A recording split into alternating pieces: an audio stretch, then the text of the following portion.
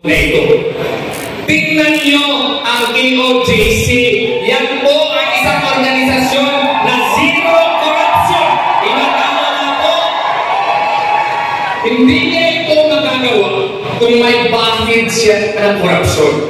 Kaya nga, doon po sa Senado, gusto ni Pastor Apollo Sigibuloy to be your main warrior against corruption in the government. Eh, may nagtanong sa akin, attorney, ano nga bang gawin niya? Siya yung ministro, siya yung leader ng organisasyon. Ang isasabi ko na naman, mas marami pong magagawa si Pastor Apollo Sigibuloy kesa doon sa mga pabalik-balik lamang sa Senado. Ano nga naman paano niya magawang ihinto or at least ilesen itong korupsyon na ito? Ang una, he will propose to amend the Ombudsman Law. Gusto niya na mayroon na itong magiging karapatan na magtayo ng Truth Commission which will be empowered to hire proper and competent investigators para tugisin po itong mga kurakot na gobyernong mga empleyado sana natin. Through the Truth Commission, he will be empowering these people to really conduct honest-to-goodness investigations insofar as government officers who are holding the levers of powers in the government. Ano ba? Gusto rin niya hand-in-hand with this na dapat merong batas na protektahan ang mga whistleblowers kagaya po ni Ma'am Cathy Villar, kagaya po ng ibang mga tao na gustong magsasabi ng totoo upang labanan ang korupsyon ng ating bansa. Di ba maganda po yun? Gusto rin po niya na klaruhin at amindahan ang plunder law para ibaba na po ang threshold po ng plunder kasi gusto niya death penalty po sa graft and corruption. Bakit ito kinakailangan? Kinakailangan po ito kasi sabi ni Pastor sa akin 2 nights ago, ang korupsyon po ay para na pong kanser ng ating sosyudad na yung mga pinakakurakot po ay sila pa ang may mga kapangyarihan at sila pa ang naghari-hari ng ating bayan.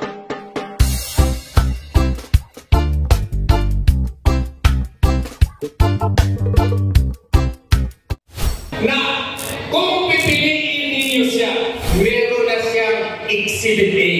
Kung pipili tayo ng kandidato, di ba dapat tingnan natin kung ano na ba ang nagawa ng tao na ito? Tingnan nyo ang KOJC. Yan po ang isang organisasyon na zero corruption. Inatama na po. Hindi niya ito magagawa kung may bakit siya ng korupsyon. Kaya nga, doon po sa Senado, gusto ni Pastor Apollo Sigibuloy to be your main warrior against corruption in the government. Eh, may nagtanong sa akin, attorney, ano nga bang gawin niya? Siya yung ministro, siya yung leader ng organisasyon. Ang isasabi ko na naman, mas marami pong magagawa si Pastor Apollo Sigibuloy kesa doon sa mga pabalik-balik lamang sa Senado. Ano nga naman paano niya magawang ihinto or at least ilesen itong korupsyon na ito? Ang una, he will propose to amend the Ombudsman Law. Gusto niya na mayroon na itong magiging karapatan na magtayo ng Truth Commission which will be empowered to hire proper and competent investigators para tugisin po itong mga kurakot na gobyernong mga empleyado sana natin. Through the Truth Commission, he will be empowering these people to really conduct honest-to-goodness investigations insofar as government officers who are holding the levers of powers in the government. Ano ba? Gusto rin niya hand in hand with this na dapat merong batas na protektahan ang mga whistleblowers kagaya po ni Ma'am Cathy Binyag, kagaya po ng ibang mga tao na gustong magsasabi ng totoo upang labanan ang korupsyon ng ating bansa. Di ba maganda po yun?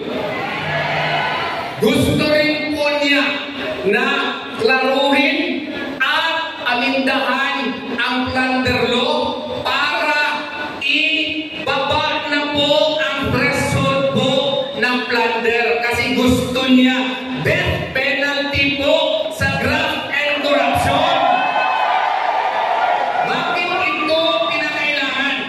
Kinakailangan po ito kasi sabi ni Pastor sa akin 2 nights ago, ang korupsyon po ay para na pong kanser ng ating sosyedad na yung mga pinakakurakot po ay sila pa ang may mga kapangyarihan at sila pa ang naghari-hari ng ating bayan. Gusto niyang baguhin po ito. Di ba mga OFWs, yun din po sana ang gusto natin sa ating bansa. Kaya nga po, napilitan si Pastor Apollo Sikibuloy na tumakbo para maging boses ninyo, para mayroon tayong magandang ehemplo, may role model tayo, may leader tayo sa Senado na walang bahid ng korupsyon. Iba-iba po ang relihiyon natin, naiintindihan ko po yan. Kasi ako po ay isang Muslim. Pero sa pamamahala po ng politika, kung pwede po sana magrespetuhan tayo at piliin natin yung taong walang bahid na korupsyon katulad ni Pastor Apollo Sikibuloy. Kung pipili man lang tayo na hindi bago, pipili tayo ng dalawa na garantisado katulad ni Senator Bongo, si Mr. Malasakit. Pipili din tayo ng garantisado na nasubukan na nating leader na si Senator Bato de la Rosa. Pero ngayon na eleksyon, dapat aside from these two, kailangan brand new ang pipiliin natin. PDP laban tayo, doon tayo sa pinili na personal ni Presidente Rodrigo Roa Duterte. At saka nakita po ni Pastor, hand in hand with the fight against corruption, we should also strive to provide jobs to our people. Kaya nga po, sa kanya mga programa, naisipan po niya na kailangan amindahan ang Republic Act 10869. Ano yan? Job Start Philippines. Gusto niya may trabaho ang mga Pilipino, especially doon sa mga bundok, doon sa mga baryo, by providing jobs and providing tax incentives to corporations which will offer jobs to our people. Di ba maganda po yun? At saka si Pastor lang nag-request talaga sa akin, kita nyo itong papel, dala-dala ko po ito. Ito po ang kanyang proposed bill, Philippine Food Security Enhancement Act. Kompleto na po ito. Ano pong gusto ni Pastor? Nakikita niya, kaya nga kayo nandito sa Hong Kong nagtatrabaho. Kasi naaawa kayo, yung inyong mga kapatid, inyong mga kapamilya, halos walang makain po doon sa Pilipinas. Di po ba?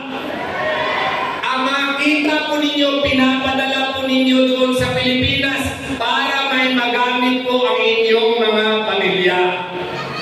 Pero ang Pilipinas po is basically an agricultural country. And that is why, kaya nga po, si Pastor, ngayon pala, tumatakbo pala, meron na siyang Philippine Food Security Enhancement Act para po maprotektahan tayo at may kakainin ang ating mga kababayan sa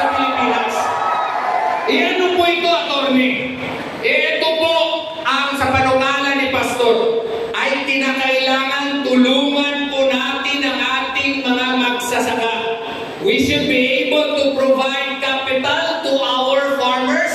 We should be able to ensure na kung ano ang itinatanim ng ating mga magsasaka, na sila po ay bibigyan ng mga punla, sila po ay bibigyan ng mga fertilizer. At kung mag-harvest po, ako po'y magsasaka, natatakot ako kung tayo mag-harvest walang bibili. Sisiguraduhin po ni Pastor na amendahan ang batas ng agrikultura upang sisiguraduhin na ang parte na ng misyon ng Department of Agriculture na pilihin ang mga produkto po ng ating mga farmers.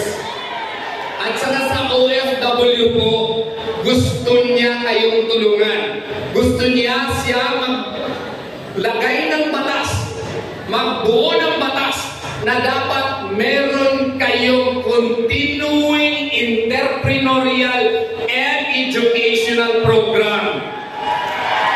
Kaya para pagbalik ninyo, marunong na kayo magnegosyo, nakakuha na kayo ng kurso. Di ba maganda yun?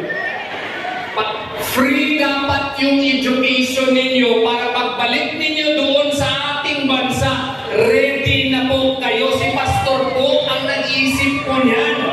At saka gusto rin po niya na mandatory na dapat sa lahat po ng mga countries na maraming mga Pilipino may legal attaché talaga na marunong sa batas.